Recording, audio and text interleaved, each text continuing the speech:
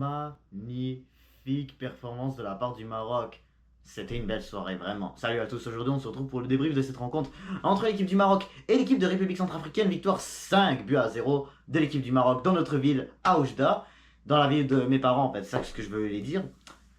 Et c'était vraiment une superbe victoire de la part de nous Lions de l'Atlas, vraiment. On continue de progresser dans ces qualifications à la Coupe d'Afrique, malgré qu'on ait déjà qualifié. Et il y a plein de choses à dire, hein. Vraiment beaucoup de joueurs qui m'ont impressionné. On a vu je crois 2 nouveaux joueurs qui a pris la place de titulaire aujourd'hui. On va parler de ça tout de suite. Avant de commencer, n'hésitez pas à vous abonner, liker et commenter, ça me fait toujours un très grand plaisir de vous avoir dans mes vidéos. Donc pour commencer, alors je peux déjà dire que une grande partie des joueurs, ça a vraiment bien fonctionné. Parce que leur rendu à la mi-temps, on était déjà en train de gagner 4-0. Et ensuite, on a marqué en deuxième mi-temps un penalty. Juste pour préciser, là, comme quoi, là, comme quoi on a vraiment été beaucoup meilleur en première mi-temps qu'en deuxième mi-temps. Parce qu'il faut quand même dire que cette équipe de République Centrafricaine a vraiment quand même essayé un peu. Ils ont eu quand même quelques occasions là qui ont peut-être pas été réussies, mais d'autres qui ont été réussies, hein, dont une seule qui a été cadrée parce que l'autre n'a pas été tiré extrêmement bien en deuxième mi-temps. Mais vraiment, il y a eu aussi il y a eu une autre occasion aussi en deuxième mi-temps qui a pas été bien non plus bien tirée et que Mounir a pas eu de difficulté à l'avoir. Bref, parlons de l'équipe et on va commencer par le gardien. En fait, il y a eu Yacine Bounou aujourd'hui, mais il est sorti genre en première mi-temps et Mounir El Kajou est rentré. Parce que j'ai pas vraiment d'idée pourquoi Yacine Bounou est vraiment sorti. Peut-être que c'est encore une fois le même problème qui s'est passé qu'à la Coupe du Monde 2022 lorsque voilà, Bounou ne pouvait pas jouer et donc Mounir a dû prendre la place. Mais sinon, à part ça, j'ai pas vraiment d'idée de qu'est-ce qui s'est arrivé. Bounou vraiment n'a pas pu faire grand chose dans le match. Il est sorti, Mounir est rentré. Il a quand même arrêté deux actions comme je l'ai dit. Ça a été, il a même attrapé un troisième, mais sauf que vraiment ça a été un peu difficile. Là, il a été dérangé par des attaquants de République Centrafricaine. Ce qui est bien en tout cas dans ce changement, c'est que vraiment ça peut vraiment nous prouver à quel point là, les deux gardiens sont vraiment importants. Les deux gardiens sont vraiment bons. Bounou l'a prouvé à la Coupe du Monde et il continue toujours de le prouver. Puis t'as Mounir qui l'a prouvé surtout dans le match contre la Belgique. Et encore une fois, il l'a bien fait face aux Jeux Olympiques. Donc dans les Jeux Olympiques. Donc vraiment, les deux sont forts. Vraiment, les deux sont forts. Que Mounir soit titulaire, c'est bien. Que Bounou aussi, même chose. Donc, on ne sait jamais qui met titulaire et tout là. Mais ouais, souvent, on préfère plus mettre Bounou. Mais Mounir, il est vraiment fort lui aussi. La défense. Je ne sais pas comment trop expliquer. Mais en tout cas, on commence par déjà les latéraux. Hakimi, très bon. Vraiment bon. Il a marqué le troisième but. C'est notre capitaine. Hein. Faut dire, il a été notre capitaine aujourd'hui. Et pour moi, il devrait rester capitaine. Surtout quand Hakim Ziyech va partir. En tout cas, Hakim Ziyech n'est pas venu aujourd'hui. Et ni Brahim Diaz. Mais quand vraiment Hakim Ziyech voilà, parce que bien, je pense que lui, il a bientôt fini sa carrière, Ziyech. Mais Hakimi, vraiment, c'est lui qui doit être le capitaine de notre équipe nationale du Maroc. Vraiment, c'est un leader. Il joue vraiment tous les jours bien. Toujours quand il joue en équipe nationale, il est toujours bon. J'aime vraiment bien sa façon de jouer. Il aime bien porter notre maillot de l'équipe nationale du Maroc. Donc vraiment, Hakimi, respect à lui. Vraiment, c'est un bon joueur. Ensuite, t'as Belhamri qui a remplacé Noussair Mazraoui parce que juste avant la trêve internationale, lors du match de Manchester United face à Aston Villa, Mazraoui s'est fait mal. Donc là, il ne pouvait pas venir à l'équipe nationale. Il est resté à Manchester. Mais Belhamri a vraiment fait un bon match. Et il a donné une passe décisive à... c'était Ounahi qui a mis le deuxième but, oui. Donc il a donné une passe décisive à Asdin Ounahi. Et, et aussi, vraiment, quand il récupérait les ballons, voilà, il arrivait à faire des passes, il faisait des bons dégagements. Donc vraiment, ce joueur, impressionnant, hein. C'était bien de tester aujourd'hui parce que voilà, malgré que voilà, on est qualifié, d'un côté, on veut vraiment bien être prêt pour gagner pour qu'on puisse vraiment être capable de gagner cette Coupe d'Afrique 2025 ou au moins juste bien faire cette CAN 2025, mais vraiment le but c'est de la gagner. Mais surtout, vraiment qu'on essaie un peu de tester certains joueurs. Et allez maintenant avec le nouveau jeune qu'on a pu voir aujourd'hui. Il s'agit de Harkas, oui, il s'appelle Harkas, oui. Je voulais juste me rappeler de son nom là, mais oui, il s'appelle Harkas. Un peu compliqué, mais écoute, pas non plus mauvais. Il faisait des bons dégagements, des très belles passes. Numéro 16, si je me trompe pas son numéro, ouais. Donc, vraiment, pour de vrai, c'est pas mauvais. Il était pas mauvais. Mais Afkar non plus, il est rentré, mais c'était pas non plus exceptionnel. Pour moi, là, vraiment, la défense centrale, c'était pas très très fort. Écoute, ça allait quand même pour voilà, au cas où il y a vraiment des dégagements. Mais les dégagements, il faut dire qu'ils étaient vraiment bons, les deux là. Comment ça s'appelle? Belhamri et Harkas. Mais à part Harkas, sinon, Afkar, voilà. Pour moi, ces deux-là, Harkas, Afkar, c'était pas exceptionnel. Aguerd, c'était bon. Très bon, comme toujours. Il est souvent en top forme. Ensuite, Soufiane Amrabat, toujours lui aussi fort avec ses passes incroyables. Surtout avec le Fenerbahçe, il a fait une passe décisive. Donc vraiment, là, ça montre à quel point là, il s'améliore avec ses passes qu'il peut faire et que vraiment, il évite de perdre des ballons comme ça lui arrivait beaucoup avec Manchester United.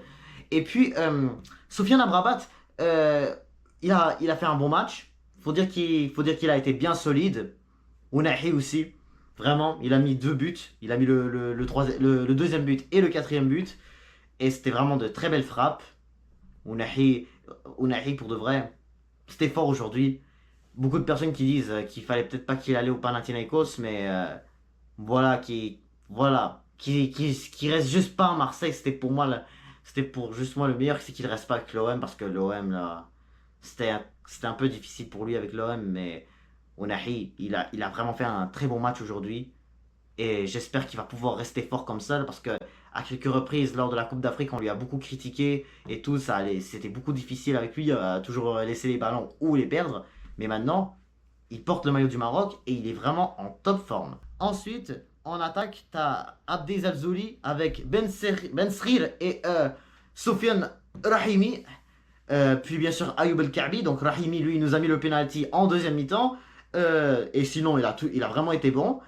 Et quand on remarque que Sofiane Rahimi, quand il joue avec Ayoub El Kaabi, je vois que ça va beaucoup mieux. Même quand, si vous vous rappelez, la dernière fois à Agadir, lorsqu'on avait gagné 6-0 contre le Congo, on a vu qu'il y a eu un peu des deux. Quand on a vu les deux jouer, t'as El Kaabi qui a mis un triplé, Rahimi qui a mis une superbe frappe. Donc vraiment, que les deux soient titulaires, c'est pas du tout une mauvaise chose. Ça peut bien aider même. Rahimi, surtout sur les côtés, je pense même qu'avec son équipe de El Ain en Asie, là, aux Émirats, il joue, je crois, là, il joue, je crois, sur les côtés, en ailier.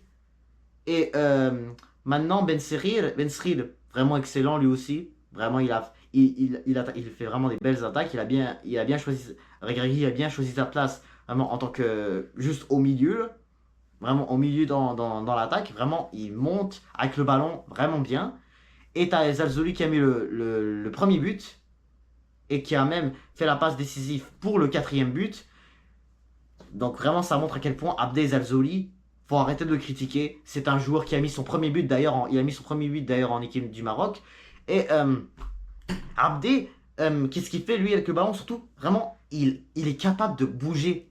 Il arrive à lever sa tête, il arrive à courir, il fait vraiment des beaux dribbles. Vraiment, c'est un bon dribbleur, Abdé Zelzouli. Mais en même temps, hein, je pense que certains vont me dire eh non, mais Bouffal, c'est trop fort et tout. Bouffal, il était vraiment trop fort à la Coupe du Monde. Et j'avoue que c'est vrai, hein, Bouffal a été vraiment excellent à la Coupe du Monde. Mais là, son niveau a vite baissé après. Donc, pour moi, donc vraiment que Bouffal, que Bouffal arrête de jouer et tout, même si que voilà, depuis il est au Qatar, là, il est revenu en Belgique. Est-ce que vraiment il y en a qui disent que peut-être faudrait peut-être qu'on l'appelle, qu'il revienne dans l'équipe nationale du Maroc? Bah s'il est en top forme, pourquoi pas, hein? J'aime bien ce joueur aussi, Soufiane Bouffal. C'est un joueur à peu près pareil que Abdel Zalzouli, mais c'est juste que vraiment son niveau, il a vite baissé un peu. Donc vraiment, Ezal Zoli, pour moi, il est titulaire indiscutable pour au moins le reste des matchs là. Il devrait, si on pourrait, pourquoi pas faire un petit peu de changement plus tard, hein, mais pour juste qu'on puisse voir quelle serait la meilleure attaque pour qu'on puisse vraiment faire une très belle CAN 2025 et que vraiment surtout on soit prêt, qu'on se nomme favori. On va parler des changements. J'ai parlé de Mounir tout à l'heure. Maintenant, on va parler de certains. J'ai parlé de Abkar aussi quand il est rentré. Sinon, Enesiri, bah lui, il n'a pas eu beaucoup de ballons. Je peux pas vraiment dire grand chose sur lui. Bilal Khanous, c'était bon, lui aussi, c'est vraiment bon. Quand il a le ballon, souvent il bouge, lui aussi, vraiment. C'est comme si genre c'était un Luka Modric un peu quand je dis pas que c'est un Luka Modric totalement, mais comme Khanous, vraiment quand il a le ballon, il arrive à bouger. Parfois il fait des très belles passes aussi. C'est un joueur vraiment très fort. Il est vraiment bon. Mais c'est sûr qu'en même temps, on l'a rentré un peu à la fin. Donc vraiment, il n'a pas pu proposer grand-chose non plus, tout comme la plupart des changements. Par exemple, Ilyes Akhoumaj, des fois, c'était pas du tout facile. Faut dire qu'en deuxième mi-temps déjà, tous les changements, à part celui de Mounir, c'était en deuxième mi-temps.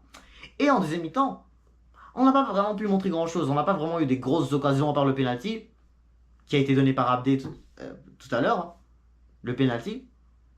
Et ce qu'il y a, et aussi, ce qu'il y a à dire sur cette deuxième mi-temps, c'est que vraiment, faut pas vraiment dire que non plus la République centrafricaine a été mauvaise totalement, là, mais en même temps, le match a été juste super pour le Maroc, vraiment super. Donc vraiment, ça a été bien de tester des jeunes, vraiment, faut qu'on continue de tester. Comme exemple, faudrait que sur le prochain match face à la République centrafricaine qui va être ce mardi, faudrait qu'on teste des nouveaux joueurs comme exemple. Faudrait déjà qu'on rentre Adam Aznou qui a été super bon la dernière fois contre le Lesotho.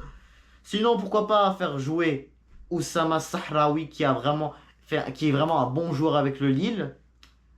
Et bien sûr, Ismail Saibari, voilà, c'est un bon joueur avec le PSV. Et puis Amin Adli, vraiment, Tarrani aussi.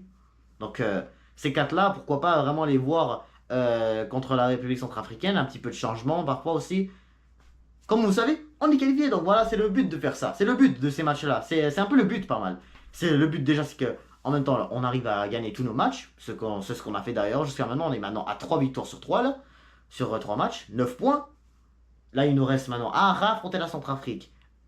Toujours à Oujda parce que préfèrent rester chez nous. Ensuite, tu as le match contre le Gabon. Ça va être le seul match, comme vous le savez, qu'on va devoir se déplacer à l'extérieur. Puis tu as le match contre les Lesotho qui va être à domicile encore une fois.